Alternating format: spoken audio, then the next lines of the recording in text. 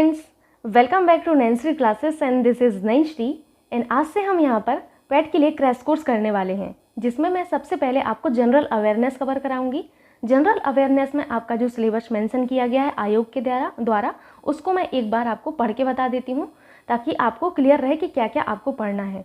तो आपको general awareness में सिलेबस दिया गया है भारत के पड़ोसी देश, राजधानी एवं मुद्रा, भारत के राज्य और केंद्र शासित प्रदेश, भारतीय संसद, राज्यसभा, लोकसभा, विधानसभा एवं विधान परिषद, राष्ट्रीय एवं अंतर्राष्ट्रीय दिवस, वर्ल्ड ऑर्गेनाइजेशन एवं उनके हेडक्वार्टर, भारतीय पर्यटन स्थल, Indian art and culture, Bharat एवं विश्व के खेल, भारतीय अनुसंधान संगठन, प्रसिद्ध पुस्तकें और उनके लेखक, पुरस्कार एवं विजेता, जलवायु परिवर्तन एवं पर्यावरण।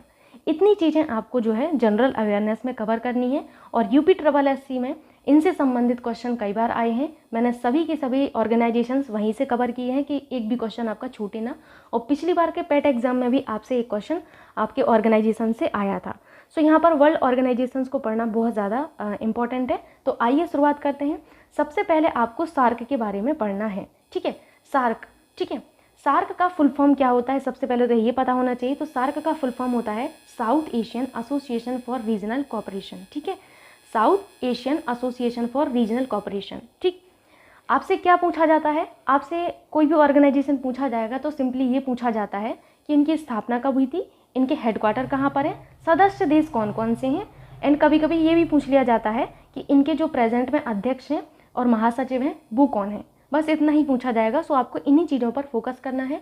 और ये पेट ओरिएंटेड क्लास चल रही है, इसमें आपको और कुछ नहीं मिलेगा पढ़ने को, सिर्फ पेट वाली ही चीज़ें आपको यहाँ पर पढ़ने को मिलेंगी, ठीक। सो इनकी स्थापना कब हुई थी, इनकी स्थापना जरूर से याद रखिएगा, बहुत इंपॉर्टेंट है। इनकी स्थापना हुई थी 8 दिसंबर 1985 को ढाका में हुई थी। कहाँ पर? ढाका में आपके सार्क की स्थापना की गई थी। सार्क चार्टर पर हस्ताक्षर के साथ इनकी स्थापना हुई थी। एटलीस्ट आप याद रखिएगा कि 1985 में इनकी स्थापना हुई थी। कहाँ पर? ढाका में हुई थी। इनके हेडक्वार्टर कहाँ पर है? तो काठमांडू में, नेपाल में, ठीक है। हेडक्वार्टर इनके बहुत इंपॉर्टेंट है सार्क के। एक बार पूछा गया है आपसे UPSSC में कि आपका सार्क का हेडक्वार्टर कहाँ पर है, तो काठमांडू, नेपाल में है, ठीक है। अभी हम देखने वाले हैं कि सार्क में सदस्य देश कितने हैं, ये भी आपसे पूछा जाता है। क्वेश्चन इस तरीके से आता है कि निम्नलिखित में से कौन सा सार्क का सदस्य देश नहीं है। सो आप लोगों को याद रखना है कि सार्क के सदस्य देशों में कितने देश आते हैं, तो कुल 8 देश आपके शामिल हैं। वेरी वेरी इंपॉर्टेंट, 8 देश जो हैं आपके सार्क के सदस्य देश आते हैं। कौन कौन से? अफगानिस्तान, बांग्लादेश, भूटान, भारत, मालदीव, नेपाल, पाकिस्तान, एंड लास्ट आता है आपका श्रीलंका, ठीक है। वर्तमान में सार्क के पर्यवेक्षक सदस्यों की संख्या कितनी है? 9 है। कितनी है? 9। तो वर्तमान में सार्क के पर्यवेक्षक सदस्यों की संख्या अगर आपसे पूछी जाए तो 9 है, और सदस्य देशों की संख्या पूछी जाए तो 8 है, जिसमें आपका प्यारा भारत भी है। तो ये आपको इतनी चीज़ें सार्क के बारे में याद रखनी है, बहुत ज़्यादा महत्वपूर्ण है। इतनी चीज़ें आप लोग सार्क के बारे में एटलीस्ट याद रखिएगा कि इनकी स्थापना कब हुई थी, इनका हेडक्वार्टर कहाँ पर है, सार्क के सदस्य देश कौन कौन से हैं, ठीक है। सो अभी मूव करते हैं नेक्स्ट ऑर्गेनाइजेशन की तरफ। नेक्स्ट आपको पढ़ना है ब्रिक्स के बारे में। ब्रिक्स के बारे में भी आपसे UPSSC एग्जाम में पूछा गया है। ब्रिक्स की स्थापना कब हुई थी, तो देखिए ब्रिक्स की स्थापना हुई थी आपकी 16 जून 2009 को हुई थी, ठीक है। सो याद रखना है आपको कि ब्रिक्स की स्थापना आपकी 2009 में हुई थी। अगर आप डेट याद नहीं रख पा रहे हैं कोई बात नहीं, एटलीस्ट आप ईयर याद रखिए कि 2009 में हुई थी। ब्रिक्स में सदस्य देश कितने हैं, तो ब्रिक्स में सदस्य देशों की संख्या 5 है। और यही क्वेश्चन आपसे पूछा गया था कि इनमें से कौन सा आपका ब्रिक्स का सदस्य देश नहीं है। तो ये 5 देश आप लोगों को याद रखना है। कौन कौन से हैं ये 5 देश? तो ब्राज़ील, रूस, भारत, चीन एंड दक्षिण अफ्रीका। याद रखिएगा कि 2010 में आपका दक्षिण अफ्रीका जो है शामिल हुआ है। 2010 में जब आपका दक्षिण अफ्रीका शामिल हुआ है तो उसके बाद से इसका नाम ब्रिक्स हुआ है। इसके पहले इसको ब्रिक कहते थे। क्या कहते थे? ब्रिक कहते थे, ठीक है। यहाँ पर मैंने लिखा हुआ है कि 2010 में शामिल हुआ, जिसके बाद यह संगठन ब्रिक्स से ब्रिक्स हो गया, ठीक। तो याद रखना है कि ब्राज़ील, रूस, भारत, चीन और दक्षिण अफ्रीका आपके किस में आते हैं? ये आपके ब्रिक्स कंट्री हैं, ठीक है। याद रखिएगा ब्रिक्स कंट्री हैं ये सारी की सारी। ऊपर आपने किसके बारे में पढ़ा? ऊपर आपने पढ़ा है सार्क के बारे में। सो आपने यहाँ पर 2 ऑर्गेनाइजेशन को कवर कर लिया है।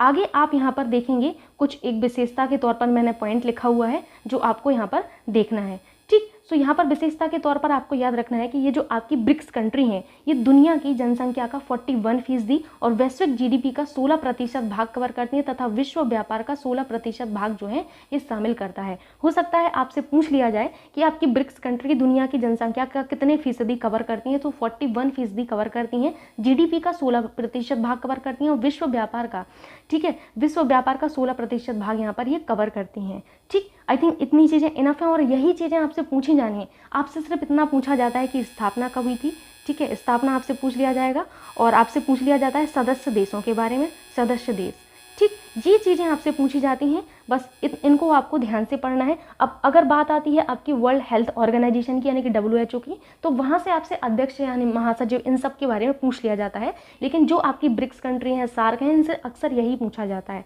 ठीक, मूव करते हैं नेक्स्ट क्वेश्चन पर, मूव करते हैं नेक्स्ट पॉइंट पर। नेक्स्ट आपसे जो है वो अंतर्राष्ट्रीय न्यायालय के बारे में है। अंतर्राष्ट्रीय न्यायालय के बारे में भी UPSSC एग्जाम में पूछा गया है, ठीक है, इसीलिए मैंने अंतर्राष्ट्रीय न्यायालय को यहाँ पर शामिल किया है। और UPSSC पेट एग्जाम में भी पिछली बार पूछा गया था कि अंतर्राष्ट्रीय न्यायालय कहाँ पर स्थित है।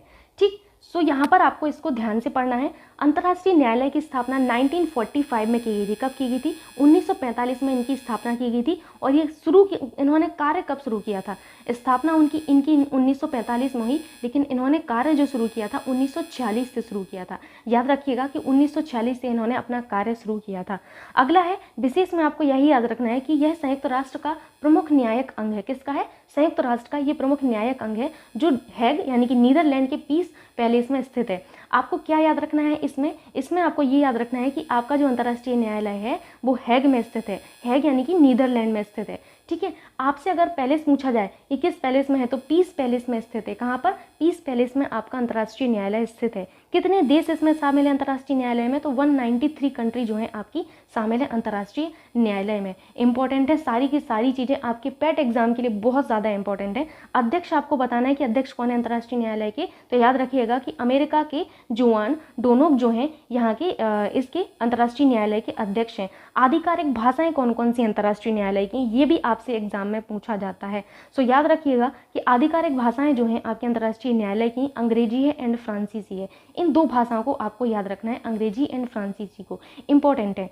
मूव करते हैं नेक्स्ट ऑर्गेनाइजेशन की तरफ।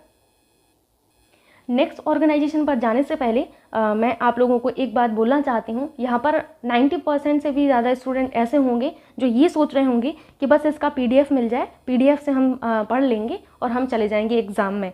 तो मैं आपको बता दूँ, अगर आप दूसरे के PDF से पढ़ रहे हैं कोई मतलब नहीं है। अगर आपने सेल्फ नोट्स नहीं बनाए हैं तो कोई मतलब नहीं है, क्योंकि ये सब चीज़ें बुक में भी लिखी हुई हैं। बुक से भी तो आप पढ़ के ही आए हैं, लेकिन क्या रिजल्ट हुआ? पढ़ तो यहाँ रहे हैं ना आप। इसका मतलब ये हुआ कि आपने उन चीज़ों को जो है ग्रास्प नहीं कर पाया है। तो यहाँ पर आपको क्या करना है, आपको सेल्फ नोट्स बनाने हैं। मैं कभी आपको नहीं कहूँगी कि दूसरे को कॉपी करिए, सेल्फ नोट्स आप बनाइए, जितना हो पाए उतना आप सेल्फ नोट्स बनाइए, उनको बार बार रिवीजन करिए। अदरवाइज़ अगर आपको ऐसा लगता है कि कोई प्रॉब्लम है तो मैं सेंड कर दूँगी, मुझे कोई दिक्कत नहीं है। लेकिन मैं चाहती हूँ कि ये क्रैश कोर्स जो आप कर रहे हैं, इस क्रैश कोर्स से आपको फ़ायदा होना चाहिए। फ़ायदा इन द सेंस आपका सिलेक्शन होना चाहिए। हमारा उद्देश्य यहाँ पर ये होना चाहिए कि हमें अपना सिलेक्शन लाना है, ठीक है। मूव करते हैं नेक्स्ट ऑर्गेनाइजेशन पर। सो नेक्स्ट आपको पढ़ना है अंतर्राष्ट्रीय परमाणु ऊर्जा एजेंसी के बारे में। इसके बारे में भी आपसे पूछा गया है, आपके UPSSC के एक एग्जाम में पूछा गया है। अंतर्राष्ट्रीय परमाणु ऊर्जा एजेंसी की स्थापना कब हुई थी? तो 29 जुलाई 1957 को इनकी स्थापना की गई थी। कब की गई थी? 1957 में इनकी स्थापना की गई थी। इनका हेडक्वार्टर कहाँ पर है? अंतर्राष्ट्रीय परमाणु ऊर्जा एजेंसी का यही क्वेश्चन आपसे पूछा गया था एक बार UPSSC के एग्जाम में। तो वियना ऑस्ट्रिया में इनका हेडक्वार्टर है अंतर्राष्ट्रीय परमाणु ऊर्जा एजेंसी का। इनके महासचिव कौन है? तो याद रखिएगा, इनके महासचिव मिस्र के मोहम्मद अलवारदेई हैं। कौन है? मोहम्मद अलवारदेई हैं। अध्यक्ष कौन है? युकीना अमानो है। युकीना अमानो इनकी अध्यक्ष हैं। तो इतनी चीज़ें आपको याद रखना है। इनके महासचिव और अध्यक्ष याद रखिएगा अंतर्राष्ट्रीय परमाणु ऊर्जा एजेंसी के, ठीक। मूव करते हैं नेक्स्ट ऑर्गेनाइजेशन पर, जो कि है आपका वर्ल्ड बैंक, ठीक। वर्ल्ड बैंक के बारे में अब आपको ये ध्यान देना है कि इनकी स्थापना कब हुई थी, इनका हेडक्वार्टर कौन है और इनके जो प्रमुख लोग हैं वो बहुत ज़्यादा इम्पोर्टेंट हैं। सो वर्ल्ड बैंक में आप लोग को याद रखना है कि इनकी स्थापना 1944 में हुई थी। कब हुई, किसके थ्रू हुई थी, तो ब्रेटन वुड्स सम्मेलन जो है इसके दौरान इनकी स्थापना की गई थी। किसके दौरान, ब्रेटन वुड्स सम्मेलन के दौरान वर्ल्ड बैंक की स्थापना 1944 में की गई थी। वर्ल्ड बैंक के हेडक्वार्टर वॉशिंगटन डीसी में है, यूएस में है। बहुत इंपॉर्टेंट चीज़ें यहाँ पर बताई जा रही हैं, इनको एज इट इज़ आपको कॉपी में लिखना है और बार बार इनको रिवाइज करना है। मैं आपको गारंटी देती हूँ 3 बार आपने रिवाइज कर लिया आपको सारी चीज़ें याद हो जाएंगी। ट्रिक बनाइए आप कंट्री की, ठीक है। मेरे पास इतना समय नहीं था, मैं ट्रिक बना देती, क्योंकि मुझे जल्दी से जल्दी आप लोगों को ये क्रैश कोर्स देना है और मुझे कंप्लीट कराना है ताकि आप तक वो मटेरियल पहुँच पाए जो पैट एग्जाम के लिए इंपॉर्टेंट है, ठीक। प्रमुख लोगों में आपको याद रखना है कि इनके प्रेसिडेंट कौन है, तो डेविड मालपास जी हैं, इनके प्रेसिडेंट हैं। वेरी वेरी इंपॉर्टेंट, ये पूछा जाता है आपसे कि वर्ल्ड बैंक के प्रेसिडेंट कौन है, तो डेविड मालपास जी हैं, ठीक है। सीईओ अंशुला कांत जी हैं, अंशुला कांत जी को भी याद रखना है, वेरी वेरी इंपॉर्टेंट, ये भी आपसे पूछा जाता है। और आप लोगों को मुख्य अर्थशास्त्री के रूप में याद रखना है कि पेन्नी गोल्ड्सबर्ग जो हैं इनके मुख्य अर्थशास्त्री हैं, ठीक है। अगेन इंपॉर्टेंट, इन तीनों को याद रखना है। सदस्य देश कितने हैं, तो 189 कंट्री जो है वर्ल्ड बैंक की सदस्य देश हैं, ठीक। सो ये हुआ वर्ल्ड बैंक के बारे में, जो कि आप लोगों को जरूर से याद रखना है कि वर्ल्ड बैंक की स्थापना कब हुई थी, इनके हेडक्वार्टर कहाँ पर हैं। प्रमुख लोगों में आप लोगों को प्रेसिडेंट और सीईओ एटलीस्ट 2 पर्सन को तो याद रखना ही है, इनको और इनको, ठीक। मूव करते हैं नेक्स्ट ऑर्गेनाइजेशन पर। नेक्स्ट ऑर्गेनाइजेशन आपसे है विश्व स्वास्थ्य संगठन, यानी कि वर्ल्ड हेल्थ ऑर्गेनाइजेशन। यहाँ पर एक चीज़ आप नीचे आपका जो है आपको नहीं दिख रही होगी, मैं यहाँ पर लिख दूंगी, ठीक है, डोंट वरी। यहाँ पर आपको वर्ल्ड हेल्थ ऑर्गेनाइजेशन के बारे में क्या क्या याद रखना है। इनकी स्थापना कब हुई थी, तो 7 अप्रैल 1948 को की गई थी इनकी स्थापना। इसीलिए आपका जो है 7 अप्रैल को क्या सेलिब्रेट किया जाता है, 7 April is celebrated as World Health Day, ठीक है।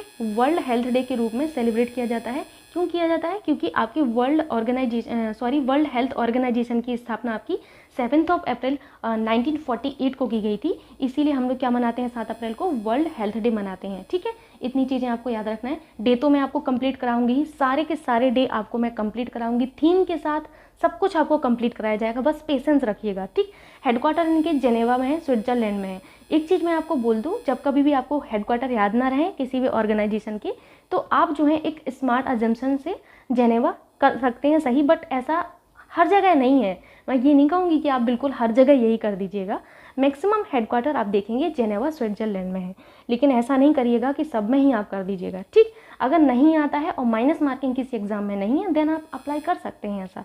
सदस्य देशों में आप लोगों को याद रखना है कि 194 कंट्री जो है इनकी सदस्य देश हैं, प्लस 2 संबद्ध देश जो हैं इनके सदस्य देश हैं। प्रमुख लोगों में आपको याद रखना है इनके महानिदेशक, वेरी वेरी इंपॉर्टेंट, इनके महानिदेशक को आप लोगों को याद रखना है। टेड्रोस एडहानोम जो हैं इनके महानिदेशक हैं, जो कि कहाँ के हैं, ये आपके इथियोपिया के हैं, इथियोपिया के हैं ये, ठीक है। इथियोपिया कहाँ की कंट्री है, तो ये आपकी अफ्रीका की कंट्री है, याद रखिएगा, अफ्रीका की कंट्री है इथियोपिया, ठीक। तो इतनी चीज़ें आप लोगों को याद रखना है। महानिदेशक बहुत ज़्यादा इंपॉर्टेंट है वर्ल्ड हेल्थ ऑर्गेनाइजेशन के। नेक्स्ट जो यहाँ पर लिखा हुआ है उप महानिदेशक लिखा हुआ है, क्या लिखा है, उप महानिदेशक। पहले तो मैं पेन को थोड़ा सा पतला कर लेती हूँ तो आपको दिखेगा। उप महानिदेशक में आपकी सौम्या स्वामीनाथन जी हैं। कौन है, सौम्या स्वामीनाथन क्या है, उप महानिदेशक, याद रखिएगा, उप महानिदेशक, ठीक है। और एक और व्यक्ति आपको दिख रहे होंगे उप महानिदेशक के तौर पर, तो मैं यहाँ पर लिख देती हूँ तो आपको दिख जाएगा, ठीक है। दूसरे जो व्यक्ति हैं उनका नाम है जैन एलिशन, जैन एलिशन, जैन एलिशन। ये दोनों क्या हैं, उप महानिदेशक हैं आपके वर्ल्ड हेल्थ ऑर्गेनाइजेशन में, WHO में, ठीक। याद रखिएगा, सौम्या स्वामीनाथन जी को जरूर से आप लोगों को याद रखना है, ठीक। सो मूव करते हैं अभी नेक्स्ट पॉइंट पर।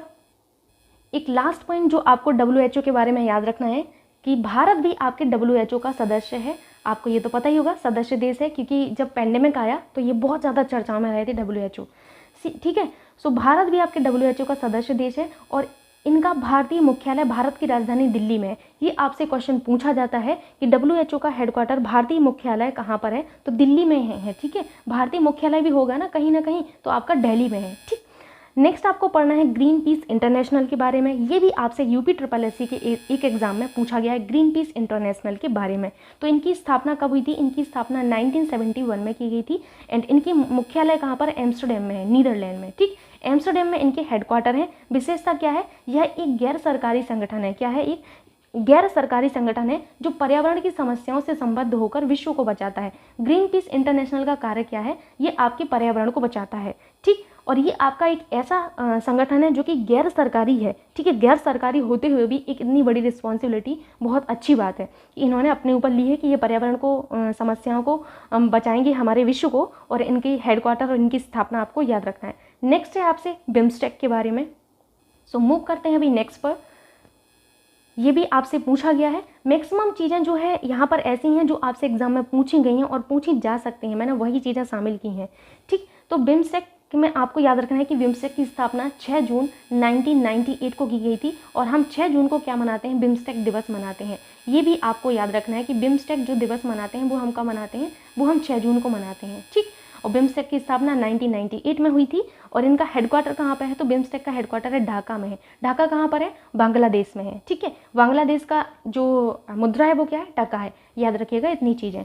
ठीक, इनके सदस्य देशों में 7 देश आते हैं। वेरी वेरी इंपॉर्टेंट, ये बहुत ज़्यादा इंपॉर्टेंट है। यही आपसे पूछा जाता है कि सदस्य देश कौन कौन से हैं बिम्स्टेक के। सो याद रखिएगा कि 7 सदस्य देश हैं आपके बिम्स्टेक के। कौन कौन से हैं? बी से बांग्लादेश, आई से इंडिया, एम से म्यांमार, एस से श्रीलंका, टी से थाईलैंड और ई से कुछ नहीं है और सी से भी कुछ नहीं है। यहाँ पर भूटान और नेपाल आपको याद रखना है। भूटान और नेपाल को आपको याद रख लेना है। ये बात के इन ई और सी का कोई मतलब नहीं बनता है यहाँ पर।